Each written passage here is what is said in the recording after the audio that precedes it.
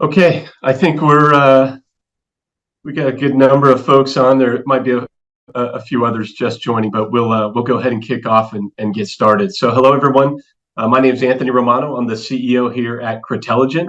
We are delighted to host today's session and thrilled to have upwards of 200 registrations, including commercial brokers, lenders, law firms, REITs, specialty insurance firms, owner operators, and more. Super exciting for us. For those of you who don't know, CREtelligent, via our industry-leading platform Radius, provides site selection and location logic tools, end-to-end transactional due diligence services, and post-transaction asset monitoring solutions to the entire CRE ecosystem nationwide. I would tell you that today there are two very different dynamics shaping up around commercial real estate. One is around challenges, and we look at inverted cap rates as the cost of capital has increased. The hybrid work environment continues to put a strain on office as an asset class. And we're staring down the barrel of over $1 trillion in CMBS loans maturing in the next 24 months that will likely put more distress into the system. But the other dynamic is really around opportunity. And as we get line of sight on where rates will land and where asset valuations will adjust, there is historic levels of uninvested capital waiting to be deployed in commercial real estate. We're seeing private non-bank lenders step up to fill the void as the banks continue to tighten their credit box. And we're watching new technologies and innovations emerge that are helping all counterparties in a CRE deal to collapse cycle time, be more efficient, and reduce costs. And then lastly, and the reason that we're together today, is we're seeing federal, state, and local governments moving expeditiously to ease zoning and land use regulations, allowing for the reimagining of commercial real estate use cases. So let me introduce today's speakers and we will get to it. Ashley Doukas is a real estate attorney in New York City. Ms. Doukas represents clients in a broad range of real estate development matters with an emphasis on land use, zoning, and related environmental matters. She has spent her entire legal career in land use and zoning with significant experience in processing and presenting applications before the New York Board of Standards and Appeals, the New York City Department of City Planning, and the New York City Landmarks Preservation Commission. She is well informed on citywide land use initiatives and is experienced in analyzing and interpreting the New York City zoning resolution, the New York City Building Code, the New York State Multiple Dwelling Law, and other administrative agencies' rules and regulations. We also have Jack Stanton. Jack is the business unit executive at CREtelligent, managing a nationwide team that has produced over 10,000 zoning compliance and use analysis reports in every state in the US and every province in Canada. Jack and his team work closely with some of the nation's largest REITs, law firms, developers, and owner-operators. Jack has deep credentials in commercial real estate valuation and multiple degrees in urban planning. A couple quick housekeeping items. Today's session is planned for 45 minutes. We definitely will have some time at the end for questions. You can submit those at any time using the Q&A feature in your Zoom toolbar. And then lastly, we will send everyone who's registered after this call a link to today's session. So without further ado, let me turn it over to Jack Stanton.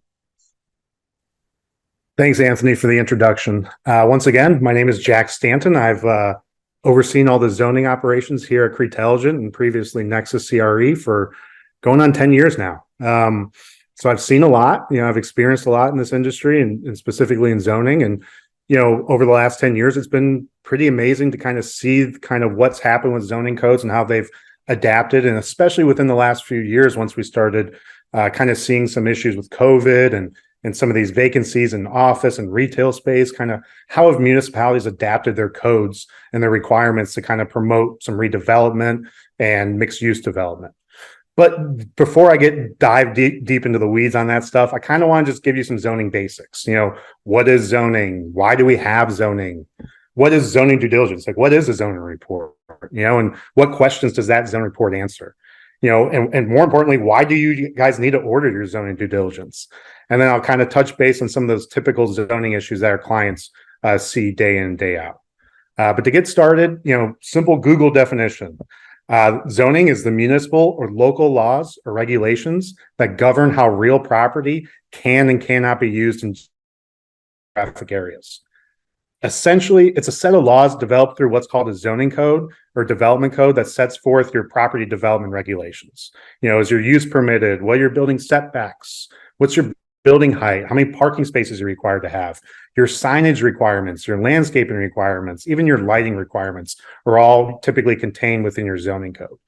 And zoning codes are usually enacted by your local municipality. So that could be a city, it could be a township, it could be a village, it could even be a county. But why do these municipalities incorporate zoning? And there's a whole list of reasons why they enact a zoning code, but it really comes down to really four important things to my mind. Number one, it protects existing neighborhood and property values.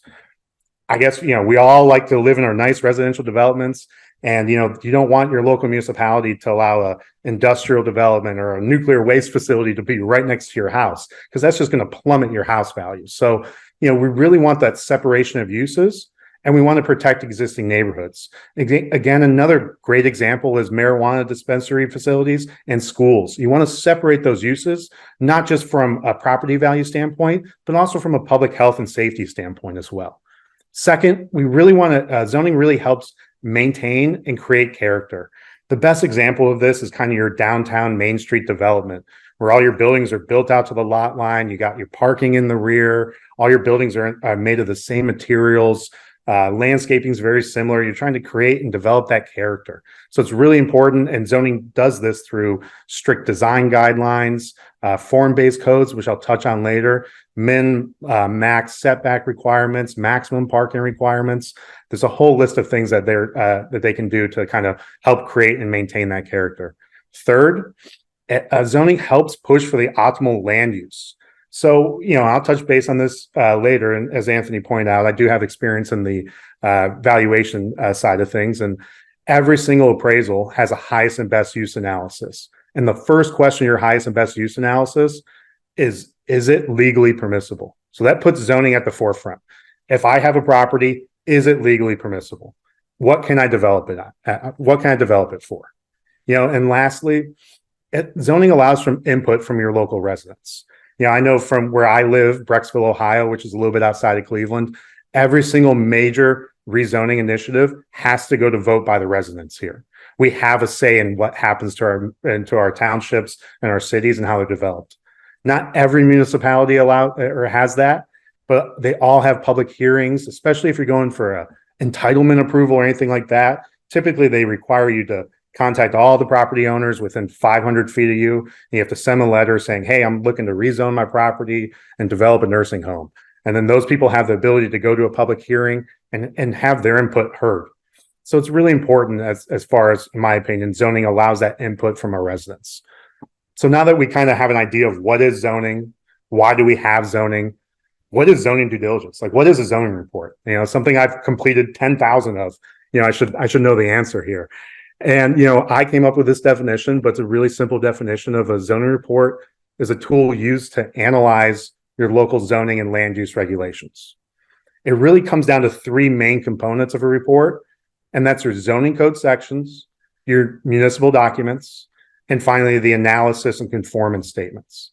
When we talk about zoning code sections, we're really talking about your district requirements. This is where it's telling you, hey, is your use permitted, or do you have to get a conditional use permit? It's also telling you, hey, your building has to be set back this much from the road or from the side property line. Your building height can't be this much. So the district requirements are really the bulk of the zoning report, where it kind of gives you a lot of that information as far as the developmentability of your property. Next, you have the parking requirements. Very, very important for a lot of our clients to know exactly what the parking requirement is for their property. So we constantly have to reach out for additional information. A lot of our clients do nursing facilities, so we need to know beds and employees. And it's a really important part, because parking shortages and now recently parking overages can be a really major issue. Finally, as far as the zoning code sections, non-conforming section is extremely important. This kind of gives you those implications if your property is non-conforming regarding its ability to be rebuilt. The example I always use is, say if I have a 100-unit apartment complex and it's no longer allowed to be developed as 100 units and it can only be developed as 50 units, and say if it's completely destroyed, I might not be able to rebuild my 100 units. I have to rebuild those 50 units that it currently allows now So then I just lost out on my income of 50 units, and I just lost out on about half of my property value. So our clients want to know the non-conforming section and want to know that percentage of threshold in which their property can't be destroyed beyond, and without them having to rebuild within current compliance with the code. Next, we talk about municipal documents. So, I'm sure all you guys who have ordered zoning reports, you understand, municipal documents is kind of what holds up the delivery of a zoning report. We request all this information from the municipality, and unfortunately, municipalities typically aren't fast in responding to these requests. So the first thing and most important thing is we get a zoning verification letter. It's just a simple letter from your local municipality that confirms the zoning. The issue with these letters is they vary greatly from timing, cost, and detail. As far as detail goes, we might have a municipality that gives us a one-sentence letter saying, hey, your property is zoned C2. The next municipality over might give us 3 pages of a zoning letter with detailed information about the history of the property. They're going to touch on code violations, any proposed uses, or any major issues that they have with the property. They'll give us that information. But again, it varies so much. And same with costs too. Some municipalities will charge us $1,000 for a zoning letter, and some won't charge us a dime. So zoning letters are one of those things where it's like you have to really start to understand the local municipality that you're working in to understand those timelines and those costs, and also the detail. Next, we really dive deep in the certificates of occupancy. I mean, this is a stickler from a lot of our clients. They want to know that building or their property at one point was allowed to be occupied. It was allowed to be occupied because it met all the code requirements, building, fire, zoning. It met all those requirements, and the city issued what's called a certificate of occupancy. It's essentially a permit that allows for the building to be occupied. So we really dive deep into those because it's a really important part for our clients. Secondly, code violations. Fire, building, zoning. They're difficult to obtain sometimes, but again, very important information for our clients to have. And finally, special permitting, special use permits, conditional use permits, variance approvals, site plans, all this information that, these properties go through, or previous owners went through these processes with the municipality. They either granted the property the right to establish the use, or it granted the property the variance to reduce the parking. So we have to obtain all those documents, analyze that information, and put it into the report. Finally, it's the analysis and conformance. Typically, for the analysis part, we'd like to see an Alta survey, just because we need to extract all that information. We need to extract your building height, your building setbacks, your lot area, the number of parking spaces. And certainly we can do that through Google and sometimes site plans. But to really be accurate and have this report be reliable, we really need to pull that information from an Alta survey. And then we take that Alta survey, we do what's called a survey read, where we extract that information, we compare it to what's required, and we provide conformance statements for your use, your building, and your parking. So again, these conformance statements kind of go back to the non-conforming section, and they're quite important for our clients to understand whether or not a property is in conformance or not. So now that we kind of have this idea of what is zoning due diligence and what is a zoning report, what questions is that zoning report looking to answer? Well, first and foremost, we're trying to figure out what zoning district is this property located within. Is it C2? Is it R2?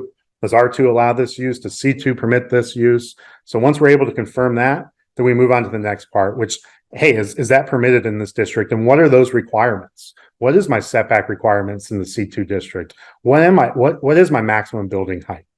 And then finally, we have to figure out, are those improvements, that building, that parking lot, are they in compliance with those setback and height and parking requirements? And that's where the Alta survey comes into play, where we extract that information, and then we're able to determine compliance with those requirements.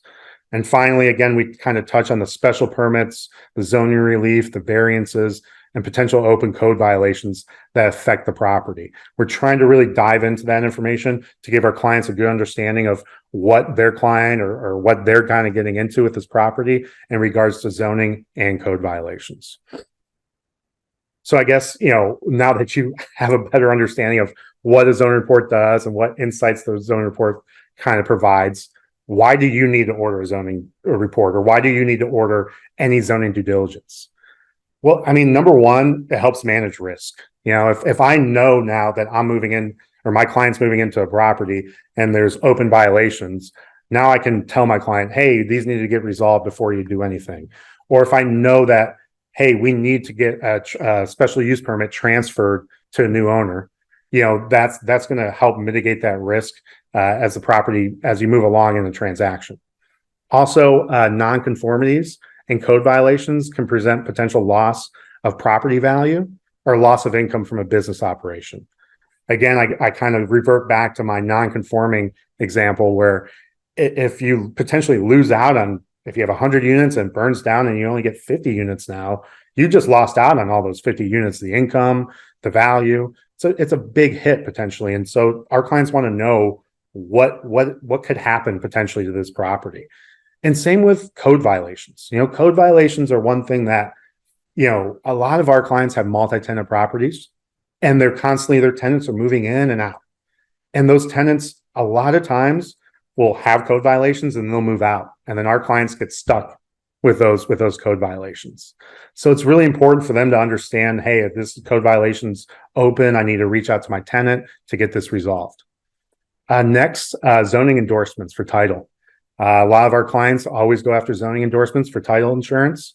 And essentially, a zoning report allows for our clients to obtain those zoning title endorsements, which provides insurance against loss or damage by reason of final decree of a court. Next, internal decision making. A lot of our clients use these reports as kind of a transactional thing, but a lot of our clients really they're concerned about those violations. They're concerned about whether their use is conforming, or they have parking deficiencies. And finally, proposed and future development. A lot of our clients have concerns about whether or not one of their sites can be developed to meet their needs. We have a number of clients, and we have some case studies recently where we're working now with developers, and developers are looking at a couple of properties, and they just want to know a quick analysis of the zoning code to say, hey, can my use be established here? Do I have to jump through hoops in order to do it?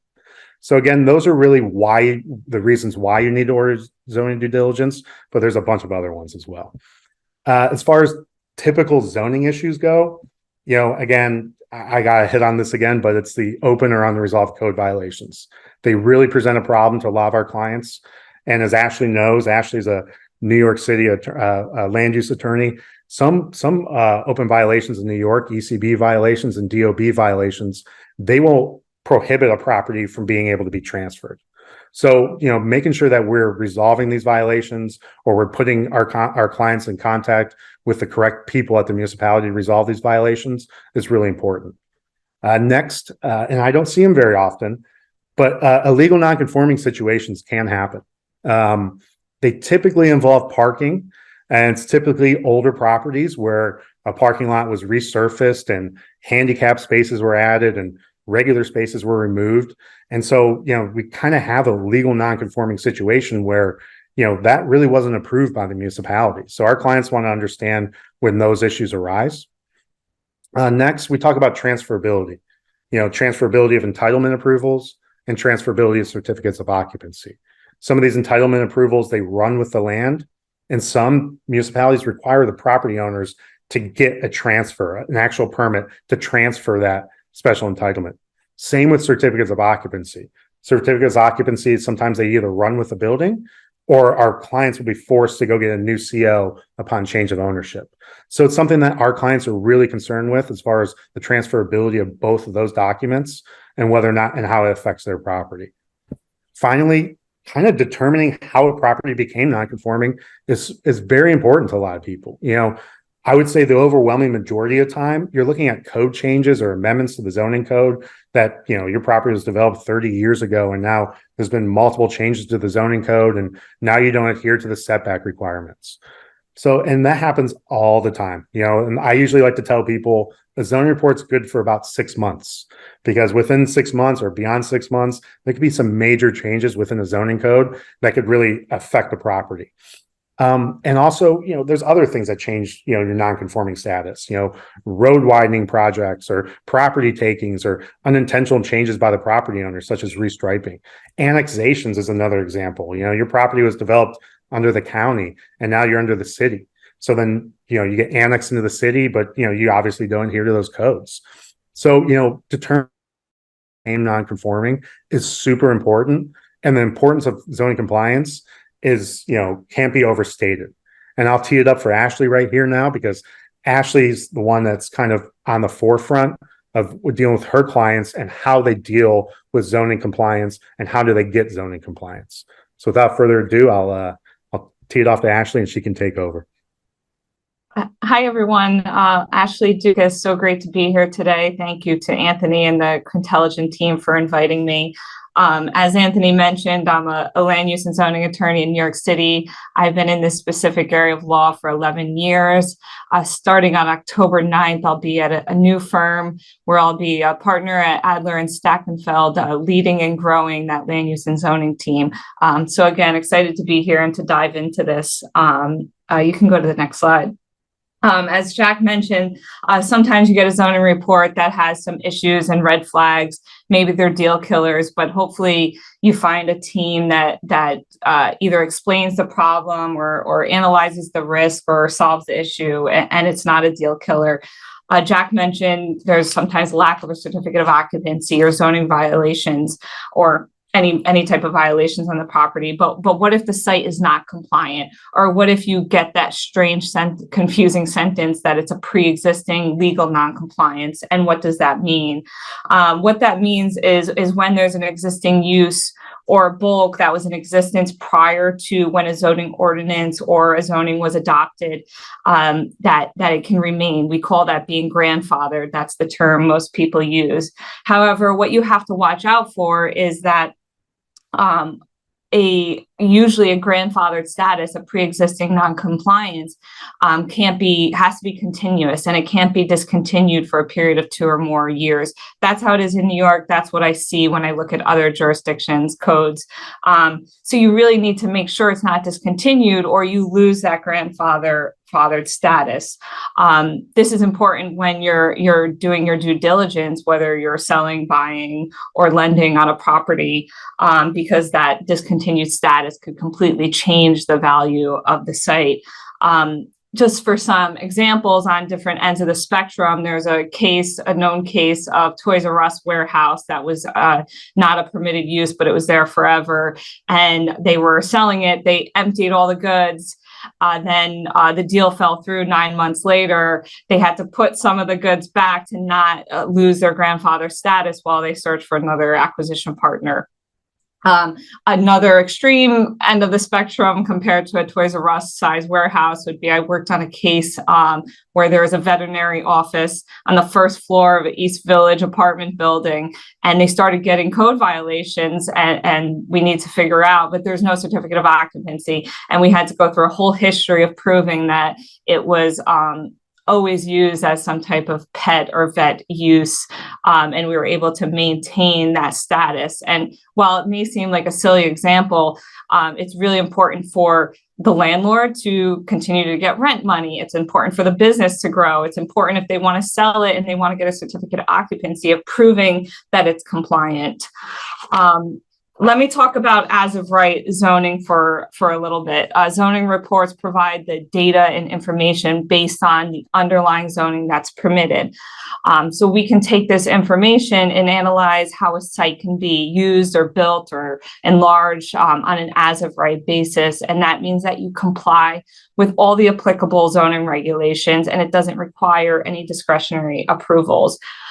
We provide as of right zoning memos all the time for lenders, buyers, developers to see how they can develop a site. For example, you could get a report that says your floor area is underbuilt and you have, X amount of square feet more to build. So then we take that a step further. What and how can you make a better use that site to its best potential under an as of right basis?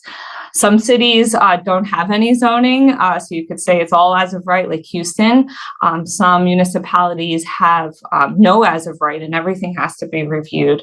In New York City, we still do have as of right zoning, although each year more regulations do come into play.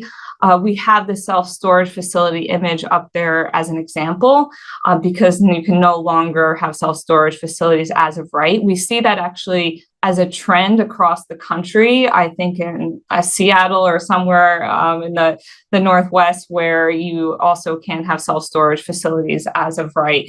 It's an important example because, you know, you could get a zoning report. You could think, oh, this property is in a high density commercial district, or it's in a manufacturing district, and it permits warehouses. But you got to dig a little deeper in that zoning report and the zoning code to find out that self-storage warehouses are not permitted as of right. Another example, you know, I'm sorry, I'm so New York City focused, but New York City does not allow hotels as of right anymore. You have to go through a discretionary review process for that. So what if you can't build as of right and you want to seek a discretionary action? You could go to the next slide. And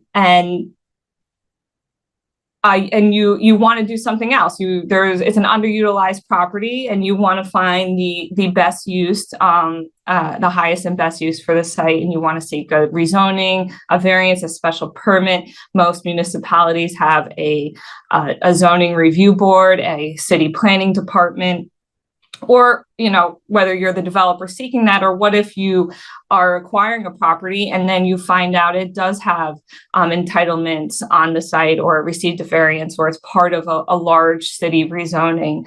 Often when we are analyzing sites from an as of right basis, you look to see what maybe some recent zoning approvals in the surrounding area, or maybe the site was included in a recent zoning, or it received an entitlement, and you really want to understand what that means for the site, because there's a lot of impacts on it, mostly good, but there are impacts. The rendering we have on the screen is of the Gowanus neighborhood in Brooklyn, New York.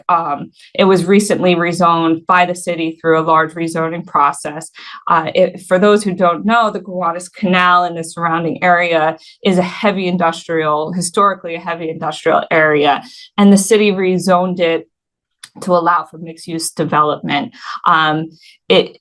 The zoning, if you would like to read it ever, it requires different art uses. It requires public waterfront, park development. It requires affordable housing. If you're located near public transportation, you could do improvements and get even more floor area and more density allowed on the site. Next slide.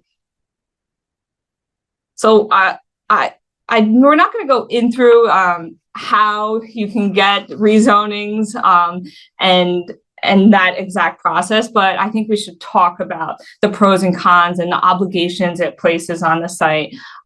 In my opinion, there's more pros, because typically you take an underutilized property and you make it more valuable. I mean, why go through the public review process of whether you're in New York City or where Jack lives outside of Cleveland? No matter what the zoning review board is like, it's a daunting process, but the value that comes out of it is so much greater.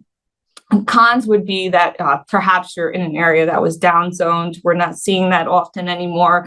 Or maybe the site that you ordered a report on, or that you're analyzing and doing due diligence on, is located directly adjacent to a rezoned area or a variance. And now right next door to you could be a 20-story building and you're a townhouse. So it's really important to understand what's going on, not just on your site, but around the site, or even the neighborhood as a whole. Jack, did you have any? I think you wanted to talk about some impacts on sites also. Yeah. To build upon that, talking about the entitlement process, depending upon the municipality, these special entitlement approvals either run with the land, regardless of who owns it, or they require transfer upon ownership. But when these approvals really run with that land, and they don't care about who owns it or who operates it, that approval is stick with that property and that land. That approval offers maybe not a dollar amount value, but it offers a functional value and reassurance to any future property owners that current use of that property can continue under the entitlement approval, regardless of ownership.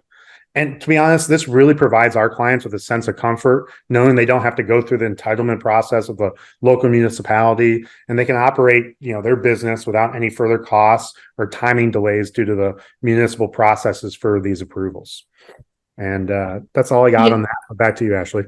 Yeah, so on top of those big picture concepts, there also could be new obligations that are placed on the site. So you could have a deed restriction as a result of an entitlement or a discretionary approval process.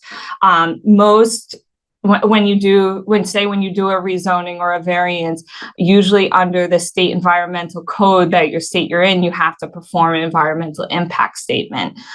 Within that, depending on how large of the development, you could be required or be subject to certain things like in cleanup efforts. You may have to do cleanup. You could require traffic mitigation if you're adding a school or 400 housing units. It could impact traffic, and then you're the developer or the buyer. It runs with the land. You're required to do that during development. An interesting one, we did an EIS for a residential mixed-use redevelopment. And there was air quality impacts from adjacent uses. And in the EIS, and ultimately recorded against the property, was we had to use a certain thickness of glass for the windows. So it's important, you may just see, oh, it's rezoned, you can do all this great and better things, but you got to look in the details. It impacts your financials because now you have to have a certain thickness of glass in order to build it, and it's usually tied to a certificate of occupancy in some way. Open space, I think we all learned from the pandemic the importance of having public open space. We're seeing the opportunity to get zoning relief if you provide public open space. And so what does that mean for your maintenance obligations of maintaining that place? Homeowners associations, maybe more outside of cities, but in these suburban areas of these communities being built, and the requirements of homeowners associations and what that means. And lastly, affordable housing in New York City, in California, and many other states. When you do a rezoning and you increase the density of residential, you're automatically required to provide an affordable housing component. Here, it's 25% or 30% of the units you're building. So now that's another layer to put into the value of the site and how your numbers crunch. All right. Well, as Anthony mentioned, I have extensive knowledge in the appraisal industry as well. For a number of years, I worked for a commercial real estate appraiser and probably worked on over 350 to 400 appraisals in Northeast Ohio and Southeast Michigan. And as I mentioned before, every single appraisal assignment, you have to analyze a property's highest and best use. And this consists of asking 4 basic questions. What's legally permissible? What's physically possible? Is it financially feasible? And what provides the maximum profitability? So again, zoning's importance is super evident here, and that's the first criteria within the highest and best use. So we have to determine whether that current or proposed land use is even legally permissible per the highest and best use analysis. This is how land use and zoning regulations can really influence property values through promoting certain land uses in specific geographic locations within the municipality's borders.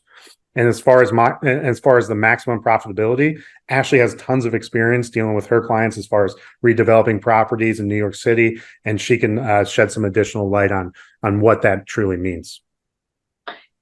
Yeah, sure. I'm one example, recent examples coming to my mind, an interesting analysis of a one-story, the site's occupied with a one-story bank. The bank has a high lease, the landlord makes a lot of money, but you can also develop as of right residential use. So then we went from the one-story bank, we analyzed then a residential use. Let's say you could build a 4 or 5-story building as of right. What's the value increase by doing residential versus the one-story existing bank? And then we took it a step further.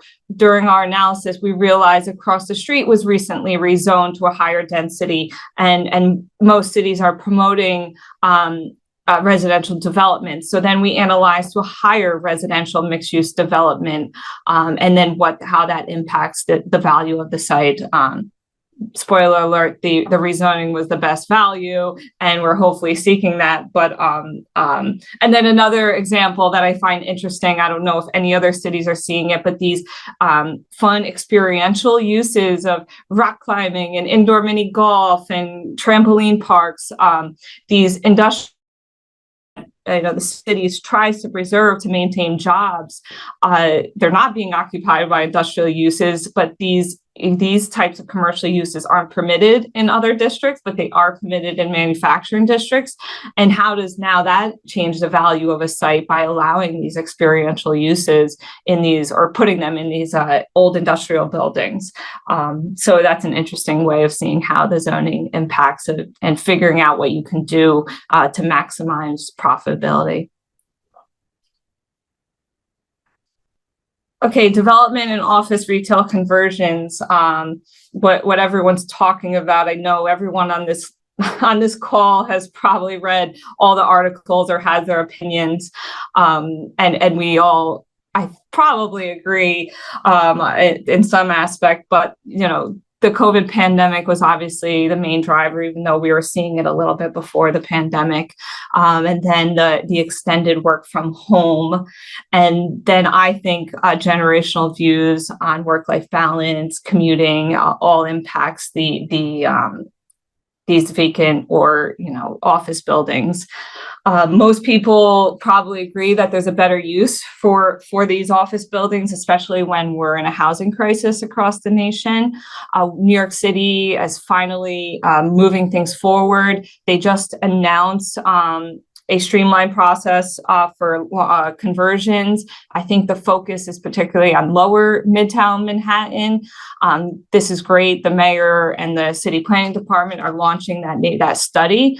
However, we still don't have a program by the state to allow for tax incentives. So whether we see actual conversions coming out of it with no help financially, and then having tax incentives or a financial program that will just further allow for a greater affordable housing component to be part of the projects, I'm not sure how much we'll actually see the vision come to life, but hopefully we do.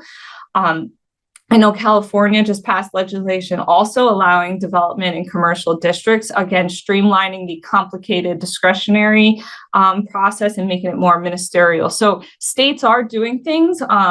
In some of the older, larger office buildings, there's physical constraints in terms of how large these floor plates are and meeting light and air requirements and fire code requirements is totally different from residential to commercial.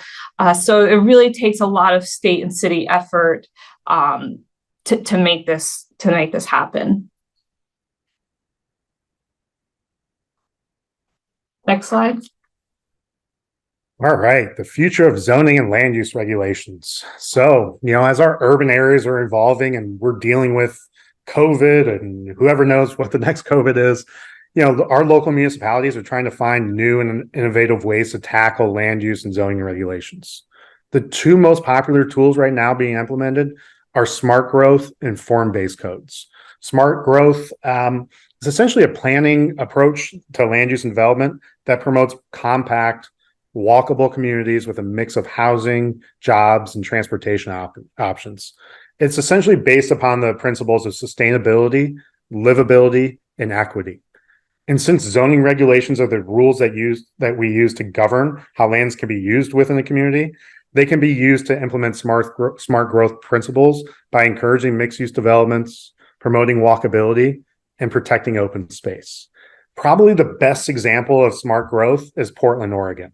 They have a zoning code that encourages mixed-use development, and they also allow incentives for builders to build taller buildings in exchange for providing more affordable housing and open space. Next, form-based codes. And I touched briefly on this before, but a form-based code is kind of a new, different type of zoning code where it's different from the Euclidean traditional zoning codes, where Euclidean codes focus on the separation of uses, and form-based codes are really focused on the physical form of the building and the relationship of the buildings to each other and the public realm. So again, form-based codes typically try to regulate the following aspects of the shape, the size, the massing of the building, the placement of the building on the lots, the design of the streets and the sidewalks and the public spaces abutting your property. and definitely also about the use of the materials and the landscaping. So again, the form-based codes are more about the form of the structure and not so much about the use. So again, the purpose is to create more walkable, vibrant, and attractive communities. And they're used to promote mixed-use development. And I know Ashley has extensive knowledge with this because, obviously working in New York and living in New York, she sees how mixed-use development it really helped during COVID sometimes, but I'll kind of let her explain. Yeah. Yeah, I mean, Jack and I could geek out on zoning and what we think and where we want to see it, but we do have real life, examples. And during COVID in New York City, like downtown Brooklyn, where they built all this housing, they built all these commercial uses, they have them in the same building. That neighborhood thrived during the pandemic. People stayed there, the residents stayed, they worked there, they walked to work, they biked to work, the restaurants thrived, the retail thrived. So you didn't have to go into Manhattan's Midtown to go shopping. You were able to use the coffee shops and the clothes stores and everything right there. So seeing that neighborhood sometimes when it's walkable or when there's open space, when you can work right in that same neighborhood, we do see really positive results versus having to, get on public transportation during extreme events, or not being able to shop if the residential district is so distant from the commercial district, not using that retail space. All right. So finally, what types of reports do we offer at CREtelligent, right? We offer multiple different types of zoning reports. Our bread and butter is the zoning compliance report. This is the full zoning analysis. This is going to get you lender approval, title endorsements. It's going to get your lender comfortable with any potential non-conforming issues. And we do everything. We give you all the documents from your municipality, your conformance statements, your survey read. But we also offer other kind of flavors of the zoning report. We offer a use analysis report, which I think is ideal for vacant land, and it's more on the front end of the property's life. And I think Anthony explained, at CREtelligent, we really want to see this property through not just site selection and development and transactions, but also portfolio monitoring at the back end too. So the use analysis report is a really good tool to use on the front end of property's life to make sure, hey, my proposed use is permitted and here's my development regulations. We also have easy reports, and these really aren't great for transactional purposes. These are really good for adhering to 6A and 6B for ALTA requirements. A lot of times we have our clients coming to us in such a rush saying, hey, we need to get zoning on the survey. And unfortunately, per ALTA standards, that has to come from a zoning report. So we just kind of came up with a quick zoning report where our clients can at least take that report and address zoning on the survey so they can get past whatever the lender requirements are. But I guess most important than all of these is the idea that we customize the reports to our clients' needs. Whatever our clients' needs and their timing and everything like that, we do our best to get that type of report to them. Like I said, we did on the front end of a property's lifespan, we just did a big portfolio for a client looking to set up a bunch of properties and nearly 400 sites where we looked at proposed uses for them and to tell them, hey, is this use permitted or does it need a special use permit approval? Okay, what's the cost and what's the timing of those approvals?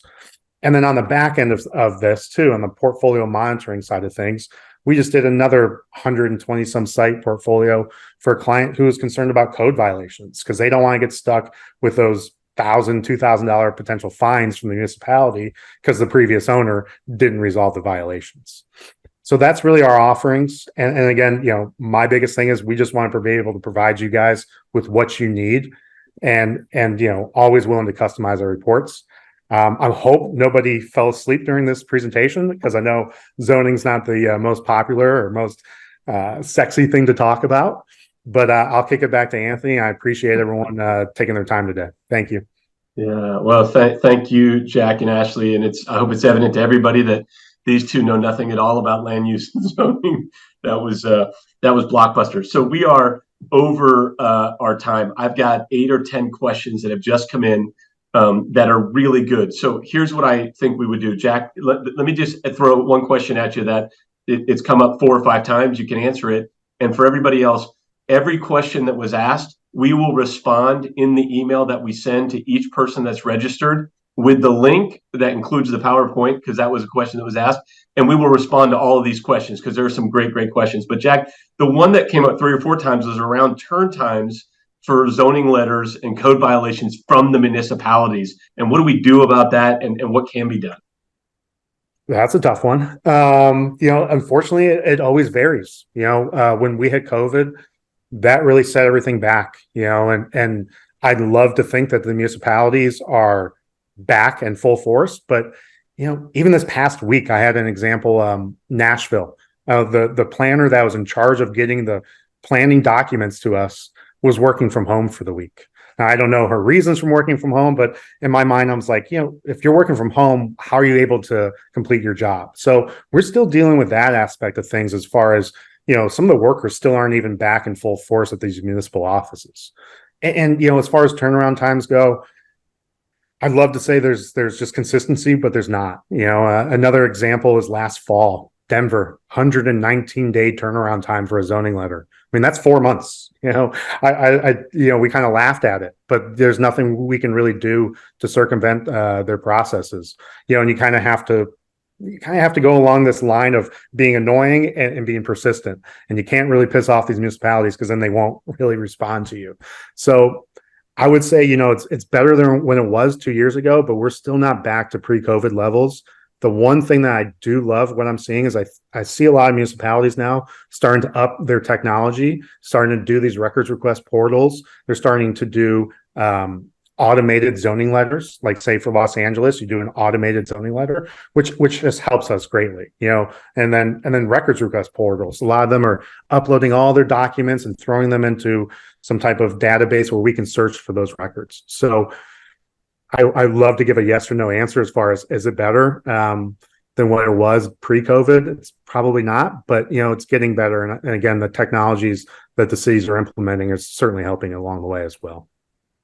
Excellent, Jack. Thank you. And for those again on the call, you see Jack and Ashley's email. That'll be included when we send you the email. So if you want to geek out more or ask any further questions, promise you can get a hold of these guys. So Jack and Ashley, thank you again. And to everybody on the webinar, thank you for joining. Have a great day, and look for an email with the follow-up questions and the link. Thanks so much.